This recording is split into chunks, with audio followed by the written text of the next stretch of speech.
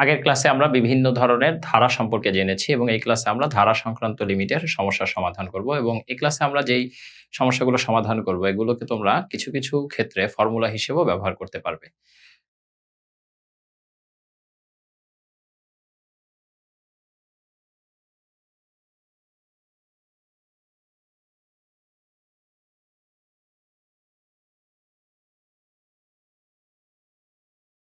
আমাদের প্রথম সমস্যাটি হলো limit x tends to 0 e to the power x minus 1/x। তাহলে এখানে আমাদেরকে কি করতে হবে? e to the power x এর ধারা ব্যবহার করতে হবে। e to the power x এর ধারাটা আমরা সবাই জানি, e to the power x equal to 1 plus x plus x square by 2 factorial plus x cube by 3 factorial dot dot dot. তাহলে আমরা যদি e to the power x এর ধারাটা বসিয়ে দেই, limit x tends to 0 1 plus x square by 2 factorial plus x cube by 3 factorial dot dot dot।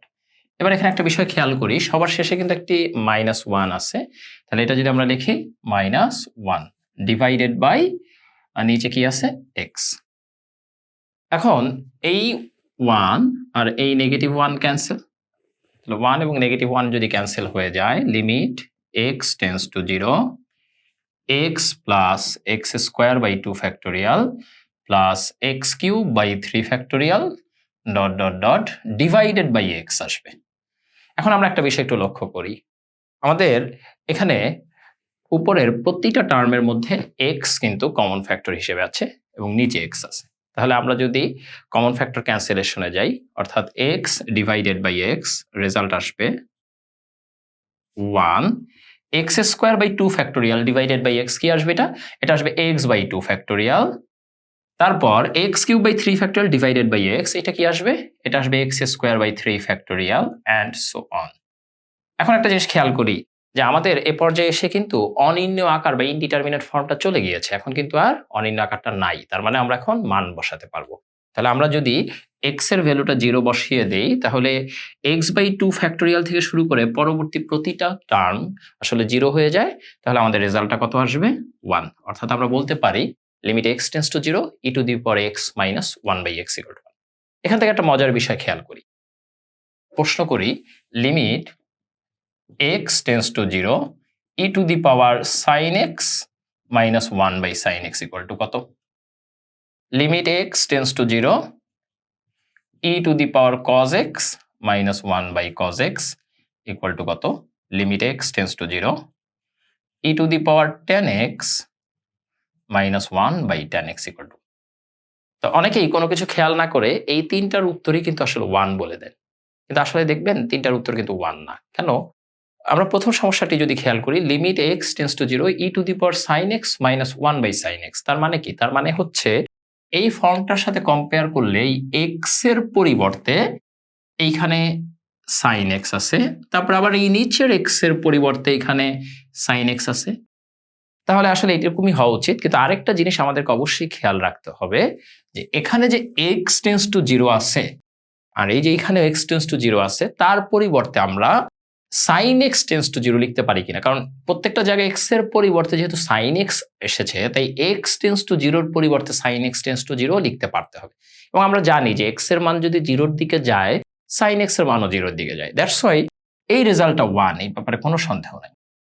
তারপর আবার এইটা যদি খেয়াল করি, এটাও একই রকম যে x এর মান যদি 0 এর দিকে যায়, tan x এর মানও কিন্তু আসলে 0 এর দিকে যায়। x টেন্ডস টু 0 হলে tan x tends to 0, that's why আমরা এইটাও কি বলতে পারি? এইটাও আমরা 1 বলতে পারি। কিন্তু সমস্যা হচ্ছে এই যে মাঝখানেরটা, limit x tends to 0 e to the power cos x minus 1/cos x, এটা যদি আমরা খুব ভালো করে খেয়াল করি, x এর মান 0 এর দিকে গেলে cos x এর মান তো 0 এর দিকে যায় না। x tends to 0 means cos x tends two 1 because cos 0 এর value 1।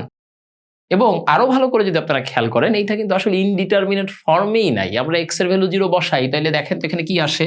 e to the power cos 0 equal to 1, that means এটা হচ্ছে e minus 1 divided by cos 0 1। তাহলে আসলে এটা রেজাল্ট আসবে e মাইনাস 1, ডিরেক্টলি ভ্যালু বসাই দিয়ে আসে এটা। এবারে আরেকটি সমস্যা লক্ষ্য করা যাক, limit x tends to 0 ln 1 plus x/x। তাহলে এখানে আমাদের কি করতে হবে? এখানে আমাদেরকে ln 1 প্লাস x এর সিরিজ ব্যবহার করতে হবে। তো আমরা ln 1 প্লাস x এর সিরিজও শিখেছি, ln 1 প্লাস x এর সিরিজটা কি হবে x minus x square by 2 plus x cube by 3 minus x to the power 4 by 4 plus x to the power 5 by 5 minus dot dot dot divided by নিচে কি আছে নিচে হচ্ছে x আছে।